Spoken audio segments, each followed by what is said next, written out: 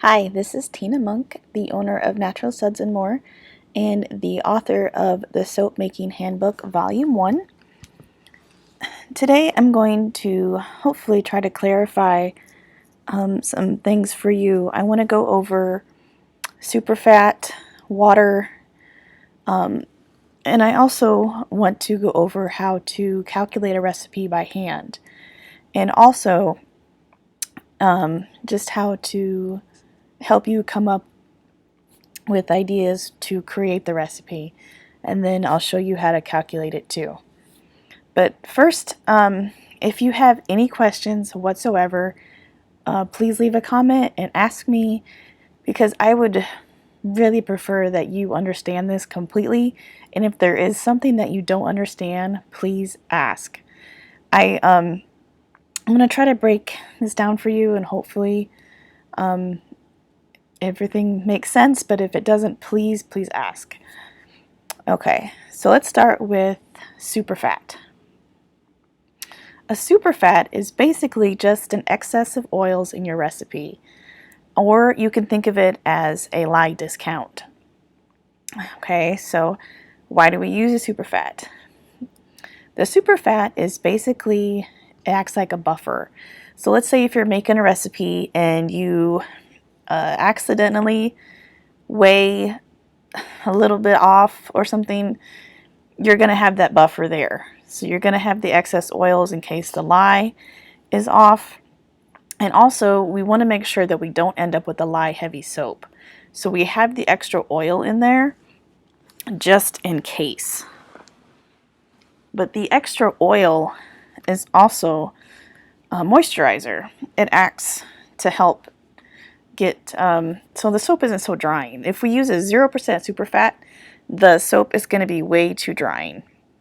So we have the extra oil in there to just keep the moisture back on our skin. I mean, yes, when we make a bar of soap, it creates glycerin, which is a humectant, which draws the moisture back to the skin, but some people can't handle the 0% superfat. So most of us that make soap, we always do some sort of superfat in there. So let's go over how much superfat should you use. A normal superfat is around 5 to 8%. But if you do a milk soap, I recommend 3%, and that's because the milk already has extra fat in it, so we don't need to have as high superfat, because you're never going to know exactly how much superfat is there, but so that's why we just keep the milk soaps at a lower superfat. And if you're going to be making a soap that's mostly coconut oil, I recommend the 20% superfat or more. I wouldn't go more. I think I've seen people go as high as 30% superfat with coconut oil soap. But I normally do about 20%. And that's because the coconut oil soap is really, really cleansing. So it can be over drying. So we want to add that extra oil in there to help counteract the dryness of the coconut oil soap. And I only do superfats for like cold process and hot process. If I do a liquid soap, I am doing a 0% superfat because I want everything, all the oils, I want all the oils saponified in my liquid soap so I get a clear liquid soap. But we don't need that in the cold process and hot process, so we add the extra superfat. And I will go over the saponification chart too, and next after this, but each oil needs a different amount of lye to turn it into soap. It needs so much lye to turn it into soap. And each of the saponification values are different for each oil. And if you're going to be changing a recipe or anything like that, you're going to have to rerun it. If you change oil, you're going to have to rerun it through your lye calculator or change it by hand or whatever. Okay, so I had somebody ask me these questions, so I wanted to try to explain this a little bit better. Lye can only saponify so much oil. So if you add the extra oil beyond what it can do, that's your superfat. If you calculate a recipe with a 0% superfat, this means that all the oil is saponified. It's turned into soap. The exception is if you use oils like shea and palm, and there's lots of other ones, but if you're using ones that have unsaponifiables, that means they cannot be turned into soap. So they are left in the soap, untouched. And you're never going to know exactly what your superfat percent is when you're using shea and palm and other unsaponifiable oils like that. So, but just keep in mind, if you create a recipe with a 0% superfat, you're probably going to want to add a superfat later on. Like you can add one, at trace, or, if you're doing hot process, you can add it after the cook.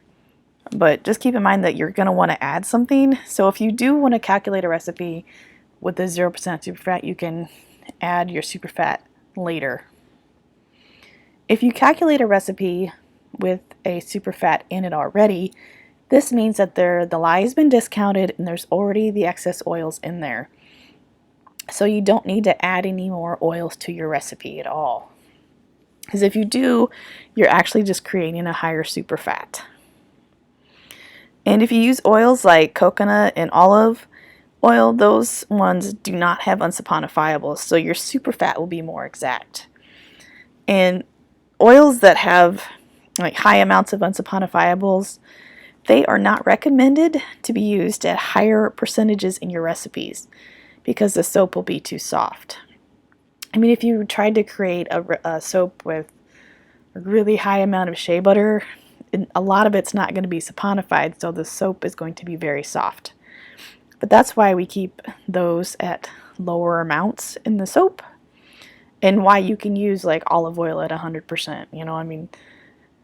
Just keep that in mind when you're creating recipes, because if you are using a lot of different oils and butters that have unsaponifiables, I recommend using a lower superfat, 3 or 4%, and not going any higher than 5. But if you're using a lot of oils that don't have unsaponifiables, if you're going to be using like olive oil and coconut oil and just a basic, then yeah, you can up your superfat and it won't hurt it at all, because your superfat's going to be more exact that way. Hopefully that makes sense. So if you have a lot of unsaponifiables, you're going to want to lower your superfat. If you don't have any oils with unsaponifiables, you can up your superfat. But let's talk about water amounts. I use 33%. Just basically just for cold process soaps, and I'll use 38 to 40% for hot process, depending on my hardness numbers, but basically I'm just going to go over what I would suggest for cold process. But lye needs its own weight in water to dissolve correctly. If there isn't enough water, the lye can actually fall out of solution. So I'll fix that real quick. But I also don't recommend going lower than 30% water, and not going any higher than 35% for cold process. And for hot process, I don't recommend going lower than 35%, and I don't recommend going higher than 40%.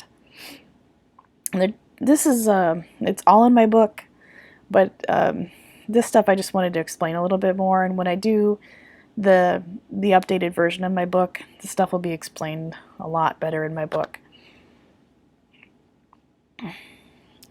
So, water discounts. I don't recommend discounting the lye water if you're new to soaping. I really don't recommend it at all.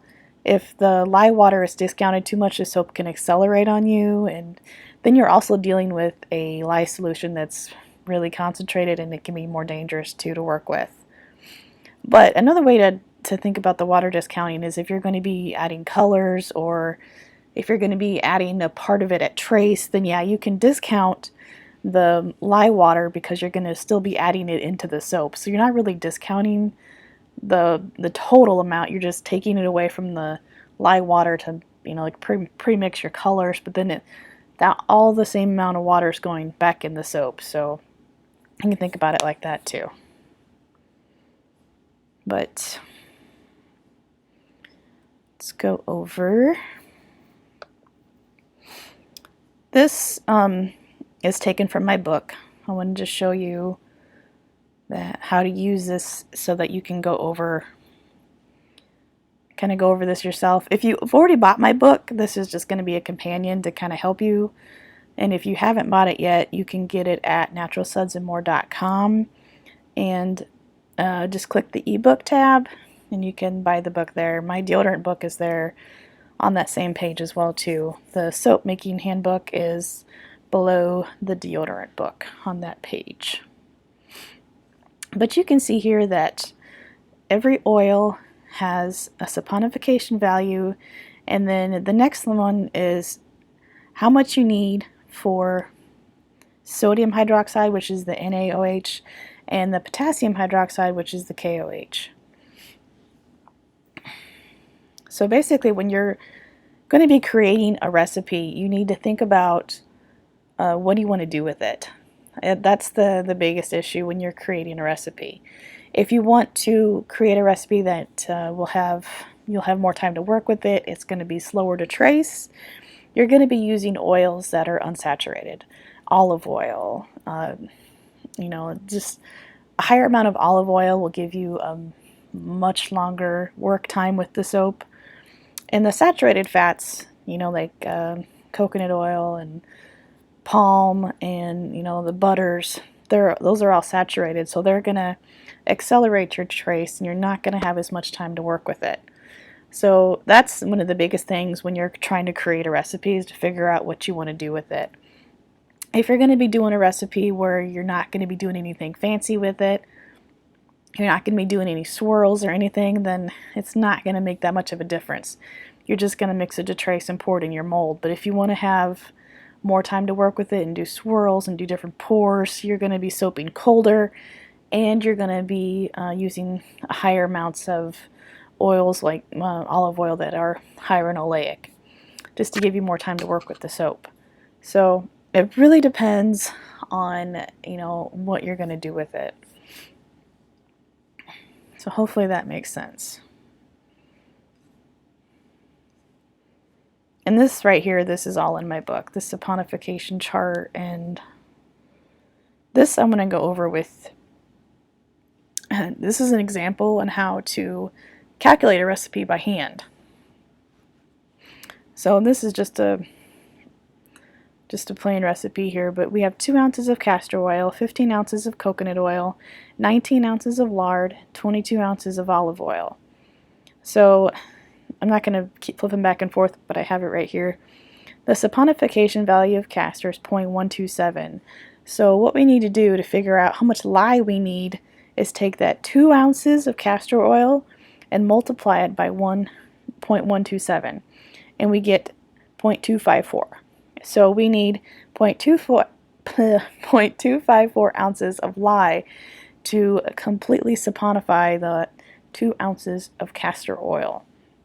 And the same thing for down here. The saponification value of coconut oil is 0.178. So we have 15 ounces of coconut oil, so we're taking that 15 times 0.178, and we get 2.6 ounces of lye needed to saponify that 15 ounces of coconut oil. The saponification value of lard is 0.141, so we have 19 ounces of lard in the recipe, so we're multiplying that by 1.141, we get 2.68. So that's exactly the amount of lye needed to saponify 19 ounces of lard. And then we have the bottom one down here, the olive oil, 0.135. So we have 22 ounces of olive oil, and we're multiplying that by 0.135, and we get 2.97 ounces of lye needed to saponify the olive oil. So what we do is we take all these amounts and we add them up, and we get a total of 8.574 ounces of lye needed. And that is your 0% superfat. That is the exact amount of lye needed to saponify. Okay? So to figure out, if you want to do, this example here is with a 5% superfat. So to figure out the superfat, you take your amount of lye needed, you multiply it by 5%, and you're going to get 0.43. So we take that number and subtract the 0.43, and we get 8.14 ounces of lye needed for this recipe with a 5% superfat. And if you're going to do the water amount at like a 33% or whatever percent you want to use, you're going to take, so the amount of oils that we have 58 ounces. So we just add up the total amount of oils, we get 58, and then we multiply that by the 33%, and we get 19.1 ounces of water needed for this recipe. So yeah, and this is in my book. This is the example that I have in the book, but I wanted to go over and explain it too, so that you know exactly how to do this. If you need it explained a little bit better, please leave me comments or questions or anything like that, because I want you guys to understand this, so don't be afraid to ask questions at all. Okay, so just the biggest point is just to keep in mind when you're creating recipes that whatever you want to do with it, if you're going to want to work with it, you're going to want to have more oils that are higher in oleic and just the unsaturated fats. And if you don't care, if you're going to be doing hot process, you're going to be using a lot more saturated fats. So hopefully, I'm trying to condense this a little bit, but all of this is in the book. I also have all of the oils in here too, in their properties. So if you want to know exactly what oil does for your recipe, all that information is in here too, along with the fatty acid profiles. So you can pick your oils, figure out what you want to do with your recipe. You can go through here and see what kind of hardness you want, and exactly what it will do for your recipe as well too. So I've got this all set up in my book, but I wanted to kind of expand this a little bit and explain it a little bit better. So hopefully this helps you, and if you have any questions, please ask, and I will get to them as soon as I possibly can. Okay? Thank you for watching, and you can also subscribe to my website, naturalsudsandmore.com, and you can follow me on Twitter at naturalsudsandmore without the E, and you can follow me on Instagram at naturalsudsandmore, and please like my Facebook page. Thank you.